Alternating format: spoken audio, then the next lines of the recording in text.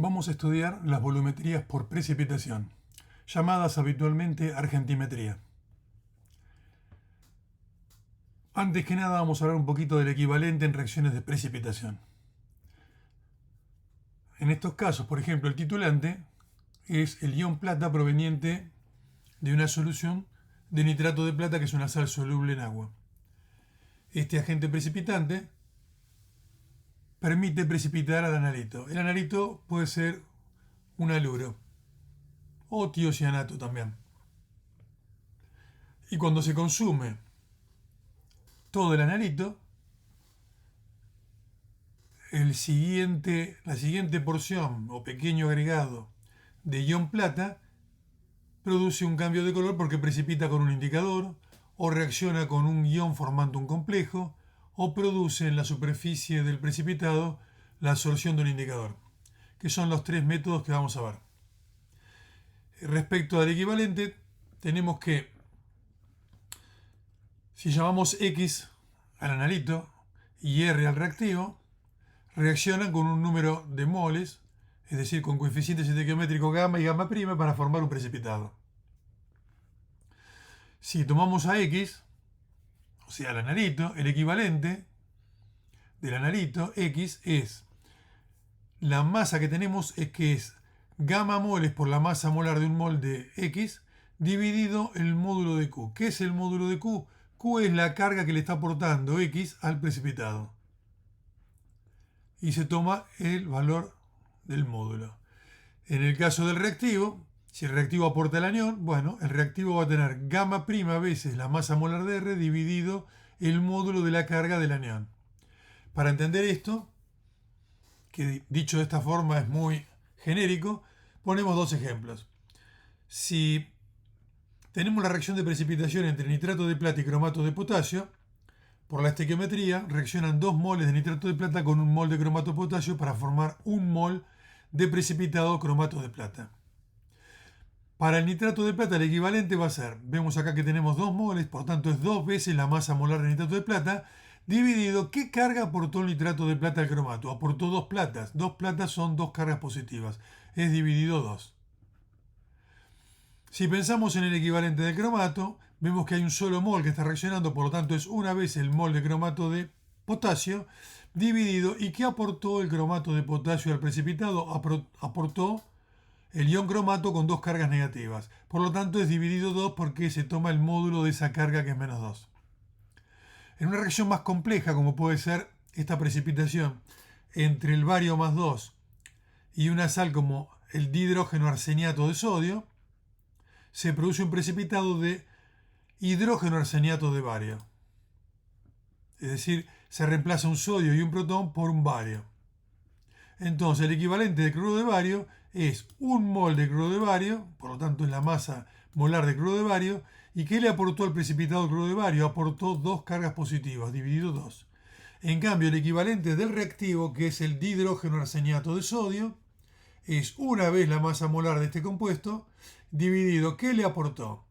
Si miramos, ¿sí?, lo que aportó este ion al precipitado es el hidrógeno arseniato, que tiene carga menos 2, por lo tanto es dividido 2. Vamos a ver el primer método, que es el método más antiguo, el método de Mohr. En el método de Mohr consiste en precipitar el haluro empleando una solución valorada de nitrato de plata en un pH restringido entre 7 y 10 o 10,5 para ser más precisos. Se detecta el punto final con una solución al 5% masa en volumen de cromato de potasio. Es decir, el reactivo, nitrato de plata, precipita el haluro y una vez consumido el haluro, el resto de la plata que va cayendo reacciona con el cromato para dar un precipitado rojo ladrillo, y apenas vemos este color detenemos la titulación. Este es el punto final. Por supuesto que cualquiera va a decir, para que precipite cromato de plata hay que poner un pequeño exceso de plata, y bueno, si ese pequeño exceso realmente gastaríamos un poquito más de volumen del que deberíamos haber gastado. Eso se puede solucionar haciendo un blanco. En un blanco no ponemos ningún haluro, simplemente ponemos agua destilada y el indicador. Entonces, si Para que se produzca el precipitado rojo de cromato de plata, necesitamos agregar 2 gotas, que es un volumen aproximado de 0,1 mililitros. Cuando titulemos, lo que hayamos gastado va a haber que restarle esos 0,1 mililitros, que es lo que consume el indicador para formar el color rojo.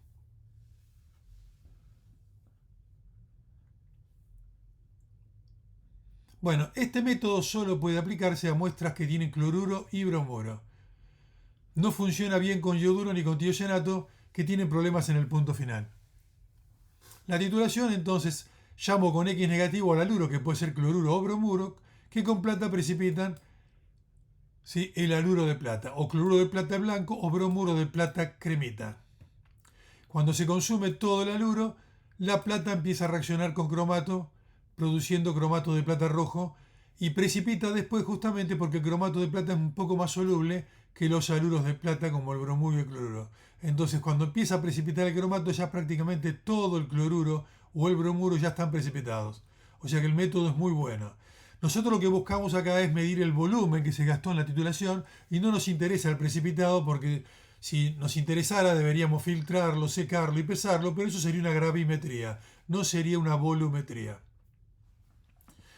Como en toda reacción, en el punto final, o en el punto equivalente más exactamente, los equivalentes del haluro y de la plata tienen que ser iguales, por lo tanto los 1000 equivalentes también. Entonces, los 1000 equivalentes de plata gastados es el volumen por unidad por el factor del nitrato de plata, y eso es igual al número de 1000 equivalentes del haluro, que si me interesan los gramos va a ser la masa sobre la masa equivalente del haluro, y si me interesa la concentración va a ser el volumen por la normalidad del haluro. Como el haluro tiene carga -1, la normalidad y la molaridad son iguales.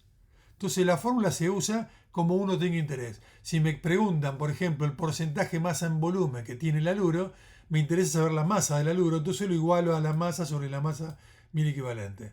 Si me interesa la masa de haluro, por ejemplo de cloruro solo, pongo el 1000 equivalente de cloruro, que es la masa molar del cloro dividido 1000. El 1000 equivalente. Y saco la masa de cloruro. Si me interesa la masa de cloruro de sodio, pongo el 1000 equivalente de cloruro de sodio, que es la masa molar de cloruro de sodio dividido 1000, y ya saco la masa directamente de cloruro de sodio. Es decir, si yo ajusto acá correctamente el 1000 equivalente de quién es, voy a saber la masa que voy a calcular. La pregunta que nos hacemos es cómo tenemos una solución valorada en nitrato de plata. Bueno, con este mismo método yo puedo titular el nitrato de plata. Preparo una solución 0,1 molar o normal, es lo mismo, y se titula, tirando la plata siempre desde la bureta, sobre una solución de cloruro de sodio, patrón primario, en donde uno pesa realmente exactamente esto, lo disuelve en agua y sabemos que tenemos un número de 1000 equivalentes exacto. Al pesar exactamente esa masa de cloruro de sodio, yo tengo un número de 1000 equivalentes acá en el segundo miembro de la ecuación, y me permite saber entonces, calculando el volumen que gasté para titular, saber el factor de la solución de nitrato de plata. Cuando precipita el cloruro de plata en un medio donde hay cromato, inicialmente la solución es transparente y amarillenta por el cromato, pero cuando empieza a precipitar el haluro, el precipitado blanco en una solución que tiene cromato se ve como turbio y amarillento. Cuando se empieza a formar el cromato de plata rojo, inicialmente en esta suspensión toma un color beige, como se ve acá en el segundo Erlenmeyer. Si ponemos un gran exceso, es un color rojo. El color rojo se ve cuando cae la gota, se produce un color rojo que desaparece, pero en el punto final, cuando ya el cromato de plata que se forma momentáneamente no se redisuelve porque forma más haluro, sino porque al no haber más haluro, es todo cromato, se desparrama dando un color beige como el que se observa acá en el segundo Erlenmeyer. Observaciones al método, hay unas cuantas cosas que decir. Son muy importantes, aunque yo las voy a decir en forma rápida, es para detenerse a pensar en cada una de ellas.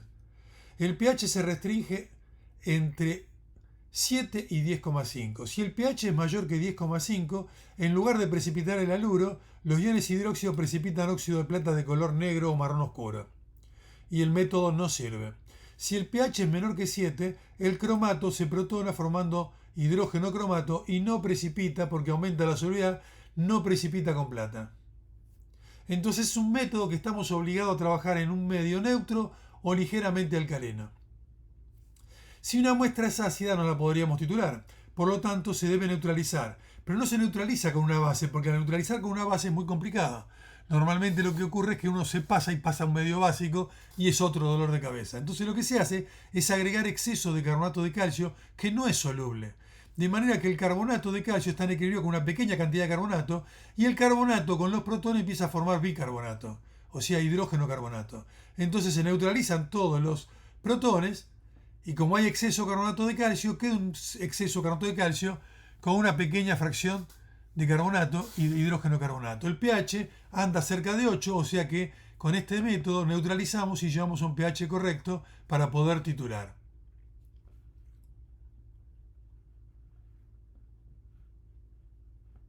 Si una muestra es alcalina, se la puede llevar a medio ácido, neutralizarla con ácido acético para bajarla de pH 7 y luego con carbonato de calcio se la lleva al pH adecuado para poder titular.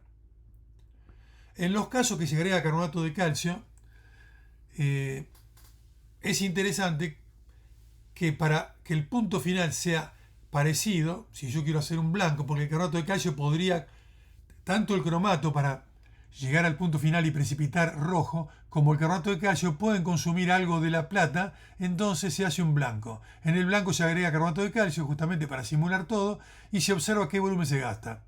Es un pequeño volumen, sí, menos de 1 mililitro casi siempre, y ese volumen luego en la titulación total se lo resta para poder saber realmente cuánto consumió el haluro y no cuánto consumió el cromato para precipitar o cuánto pudo haber interferido el carbonato de calcio.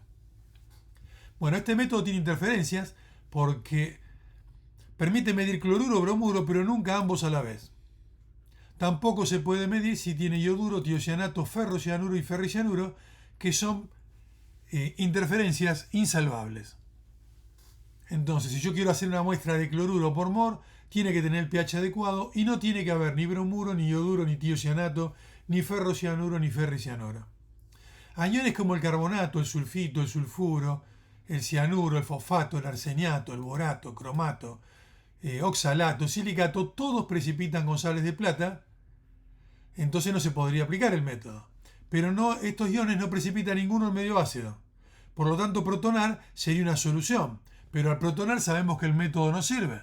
Bueno, justamente al protonar, algunos de ellos, como el carbonato, el sulfito, el sulfuro, el cianuro, generan ácidos. Por ejemplo, el carbonato genera ácido carbónico que es inestable, descompone dando dióxido de carbono y agua y se elimina del medio porque se desprende como gas. El sulfito termina formando dióxido de azufre y agua que se va de la solución. El sulfuro produce sulfhídrico, hidrógeno sulfuro, sulfuro de hidrógeno que se desprende de la solución, y el cianuro produce cianhídrico volátil que es muy tóxico, habría que trabajar bajo campana, todo esto. Entonces de esa forma nosotros esos iones los eliminamos, quedan medio ácido, se le agrega carbonato de calcio y se titula sin ningún problema.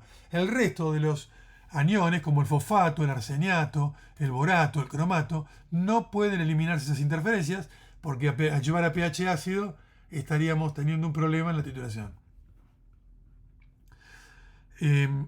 Los cationes, como el plomo y el bario que precipitan el cromato, interfieren. Y muchos otros cationes, con carga más 2 más 3, forman cromatos insolubles. Eso se evita usando un exceso de indicador, de modo que precipita, pero sigue habiendo cromato en solución para producir el cromato de plata en el punto final.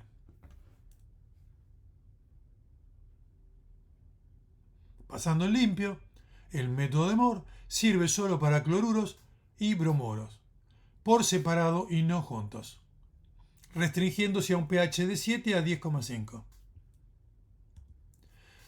Otro método es el método de Volhard.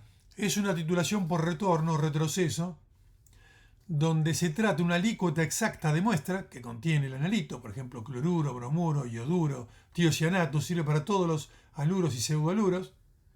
Entonces se pone una muestra, un volumen, una alícuota exacta, quiere decir, por ejemplo, 10 mililitros exactos de el analito, y se agrega un exceso del reactivo nitrato de plata valorado, de concentración conocida, pero un volumen exacto para saber exactamente la cantidad de mil equivalentes de nitrato de plata en exceso que se agregan.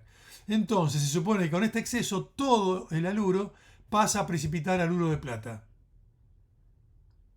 y el sobrante de ese exceso de nitrato de plata se titula con tiocianato de potasio valorado. Entonces, el tratamiento inicial de la muestra es que la muestra se le pone exceso medido de plata, de nitrato de plata, para que precipite todo el haluro. Y el sobrante de la plata se titula con tiocianato para formar tiocianato de plata. Y cuando ya toda la plata se tituló, el tiocianato que cae toma contacto con hierro 3, que es el indicador que se utiliza, que se pone poquito volumen pero con gran concentración para que haya exceso, y se produce el complejo hierro-tiocianato con dos cargas positivas. Habrán estudiado que el hierro forma complejos con 6 tiocianatos, porque es el índice de coordinación, pero eso es una mezcla de complejos que tiene desde 1 hasta 6 tiocianatos, y el resto de los lugares del índice de coordinación están ocupados por agua. En este complejo, como hay una pequeña gota que cae en exceso de tiocianato y hay mucho hierro 3, lo que se forma es el hierro tiocianato 2, que igualmente es rojo, y es el punto final. Como en el punto final hay un haluro de plata blanco en suspensión, ¿sí? Al agitar, el cromato de potasio es amarillo, la solución se ve amarillenta opaca. En el caso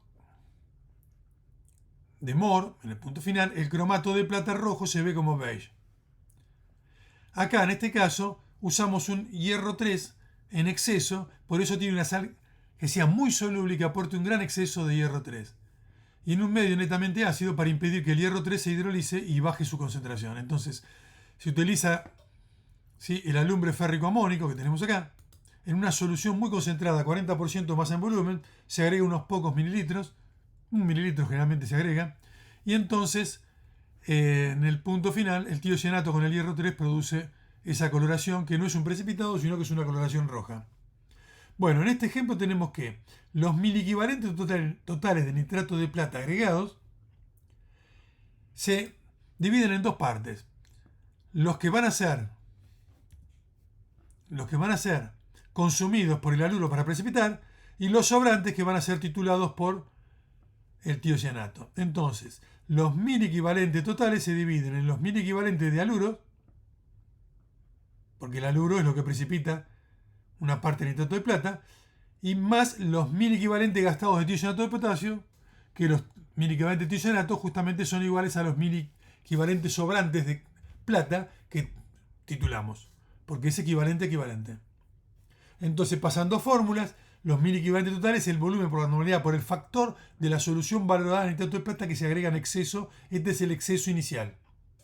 Es igual a los miliequivalentes de haluro. Si me interesa la masa, es la masa sobre el miliequivalente del haluro que estoy estudiando, más los miliequivalentes de tiocianato, que es el volumen por normalidad por el factor del tiocianato de potasio.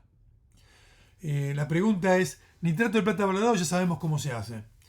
¿Cómo obtenemos tiocianato de potasio? Se puede hacer valorando justamente, ¿sí?, agregando acá una masa de patrón primario, por ejemplo, bromuro de potasio o cloruro de potasio, una masa conocida, se hace esta misma titulación y como tenemos exactamente el factor del nitrato de plata y la masa del patrón primario, podemos sacar el factor del tiocianato de potasio. Y entonces esa solución la usamos para valorar una muestra.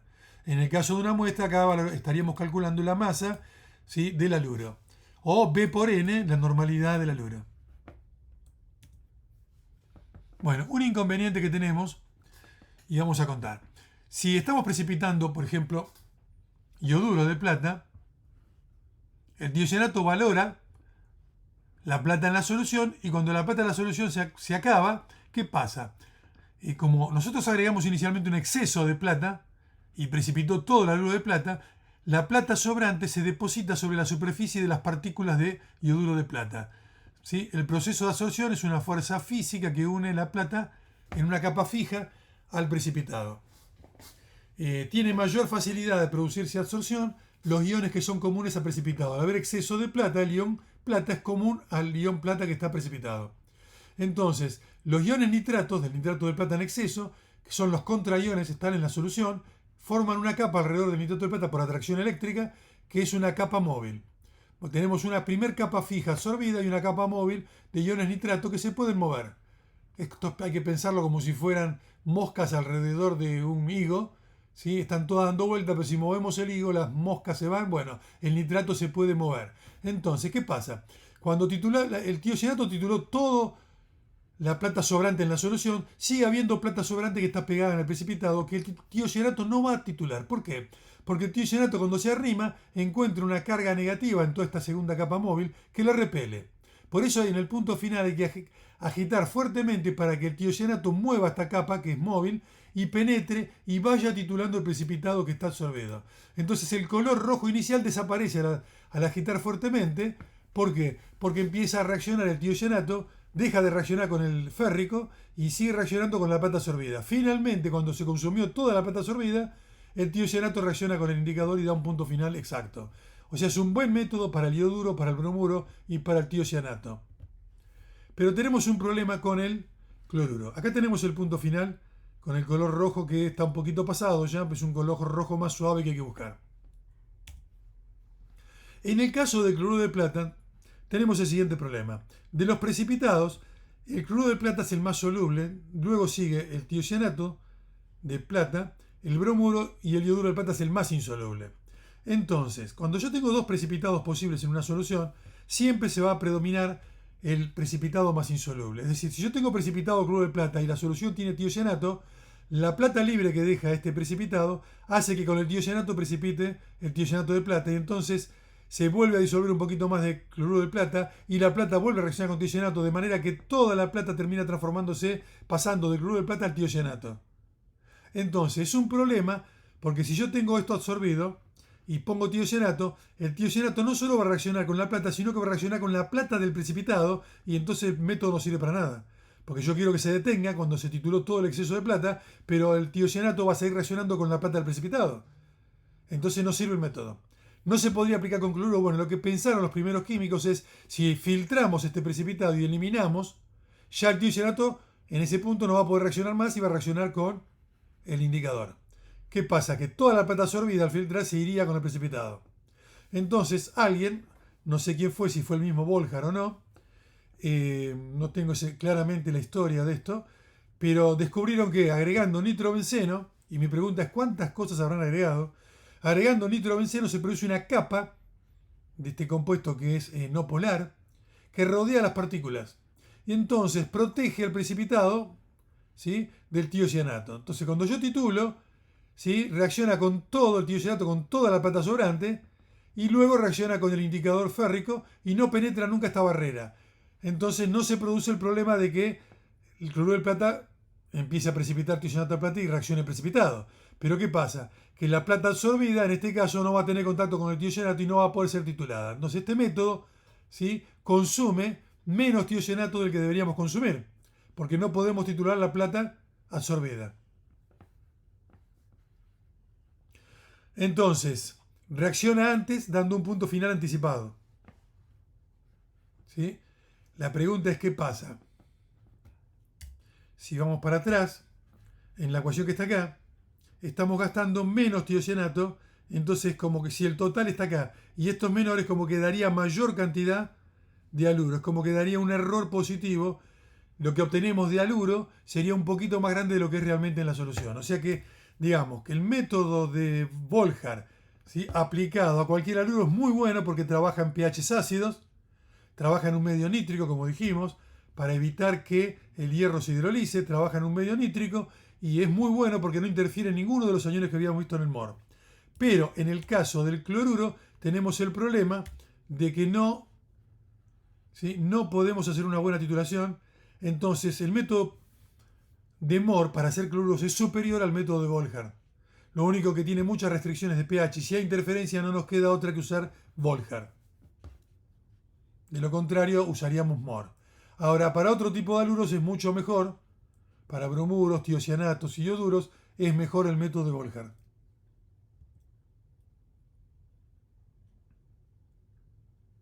Un poco lo que estoy explicando está acá en esta parte redactado.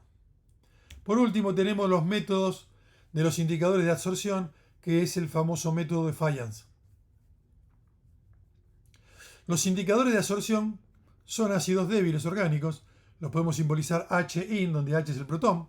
Se comportan como ácidos débiles y reaccionan en estado aniónico. pero no reacciona con la plata en la solución, sino que reacciona con la plata absorbida al precipitado. Entonces un indicador que está en la solución no va a reaccionar con la plata, salvo cuando ya la plata reaccionó con todo el haluro, va a reaccionar con la plata absorbida. ¿Sí? Va a reaccionar con la plata absorbida y una vez que se pega con la plata absorbida, toma un color característico y el precipitado, que es blanco, empieza a teñirse de un color fucsia. Depende del color, cambia la tonalidad según el indicador que se use. Entonces, el haluro precipita con la plata valorada y cuando el haluro de la solución se gastó, la plata, si absorbida, empieza a reaccionar con el indicador que está pegado y ese es el punto final y se detiene la titulación. Como lo que tenemos que mirar es el color del precipitado y no de la solución, porque la solución tiene una coloración por el indicador, lo que se hace es poner en la base del Erlenmeyer un espejo. Entonces uno levanta el Erlenmeyer para agitar y titular y en lugar de mirar el Erlenmeyer como se hace siempre, se mira al espejo y el espejo devuelve la imagen, es como si estuviera el ojo mirando del lado de abajo el Erlenmeyer y se ve el precipitado en el fondo pegado que da vueltas y el precipitado, si uno hace la titulación rápida, es blanco, blanquecino, amarillento. Cuando se empieza a teñir todo de color fucsia o rosa pálido, se detiene la titulación. Eso es muy importante hacerlo de esta manera. Si la titulación se hace lenta, hay que hacerla rápida. Las sales de plata son fotosensibles y el precipitado, por ejemplo del haluro, se empieza a oscurecer porque forma pequeñas cantidades de plata metálica. Entonces en lugar de blanco se empieza a ver gris y cuando se produce la reacción del indicador con la plata absorbida, algo gris que se tiñe de algo fucsia o rosa pálido es difícil de ver. En cambio, si es blanco se ve bastante bien. Por eso hay que proceder a una titulación de forma rápida. Tenemos tres indicadores típicos que se usan: la fluoresceína, la diclorofluoresceína y la tetrabromofluoresceína, que se llama eosina. Acá están las estructuras. La fluoresceína es muy común. Una pequeña cantidad de fluoresceína, que es un sólido rojo, en agua produce una coloración como la que vemos acá, que parece el aspecto de los detergentes. Los detergentes tienen ese color porque le ponen fluoresceína, nada más que por eso, para decir, mira, es concentrado este detergente. En realidad no sirve para nada. Bueno, la fluoresceína tiene que estar en estado aniónico y como la fluoresceína es un ácido bastante débil, recién aparece el fluoresceinato a pHs entre 7 y 10,5. Por lo tanto es igual, ¿sí? La fluoresceína tiene el mismo rango de restricciones que el método de Mohr. Lo que se hace es añadir un poco de bicarbonato, o sea, hidrógeno carbonato de sodio, para llevar el pH a 8,5 aproximadamente y ahí funciona muy bien. La diclorofluoresceína ya tiene el fluoresceinato a partir de pH 4 para arriba. En 10,5 siempre paramos porque se produce la precipitación del óxido de plata. Pero ya pH 4 funciona, entonces evita muchas interferencias, es mucho mejor este método, ¿sí? Y ya a pH 4 tenemos el fluoresceinato, porque tiene un pK más bajo, pensando en un diagrama de especiación. Y la eosina trabaja ya desde pH 2, que es muy bueno eso porque evita casi todas las interferencias. Además, el punto final de la eosina es mucho mejor que el de la fluoresceína que se ve acá, de color anaranjado. El sobreprecipitado se produce un color violeta bastante intenso, o fucsia intenso, y es muy lindo de hacer. Hay un problema en el caso de la eosina, ¿sí? Que la eosina, cuando reacciona cuando está el precipitado el cloruro de plata, en lugar de reaccionar solamente con la plata absorbida para producir el color, también reacciona con el cloruro de plata formando eosinato de plata y desplazando los cloruros. O sea que reacciona con el precipitado y titula el precipitado, lo que no queremos. Entonces la eosina tiene una restricción grave, es muy buena por el tema del intervalo de pH para evitar interferencias, da muy buenos resultados, tiene un muy buen punto final, pero no se puede aplicar con cloruros. Sería muy bueno que el alumno haga un resumen de los tres métodos, de los puntos finales, de los cálculos, las ecuaciones químicas y los problemas que tiene cada uno de interferencias, ¿sí? Por ejemplo, que el método de Mohr solo sirve para cloruro solo o bromuro solo. Y que los otros interfieren de manera inevitable. Si yo quiero hacer bromuro no tiene que haber cloruro, si quiero hacer cloruro no tiene que haber ni bromuro, ni tiocianato, ni ferrocianuro, ¿sí? Ahora, el tema de las interferencias como carbonato, sulfito, sulfuro se pueden eliminar con protones y neutralizar. Si el pH no es entre 7 y 10,5 se puede neutralizar o con carbonato de calcio o con acético y luego carbonato de calcio. El caso del método de Volcker vimos que sirve para todos los haluros, pero con cloruro tiene problemas, entonces se recubre con nitrobenceno. Entonces tiene un pequeño error porque se titula menos tiocianato, se gasta menos tiocianato de lo que se debería porque no se puede titular la plata absorbida, eso se pierde. Y da un error por exceso. En el resto es muy bueno porque trabaja en pH ácido si no hay interferencias. Y en el caso de los indicadores de absorción, fluoresceína sirve para todos los aniones, para todos los haluros, lo mismo la diclorofluoresceína, que es mejor porque trabaja en pH más ácido y evita interferencias.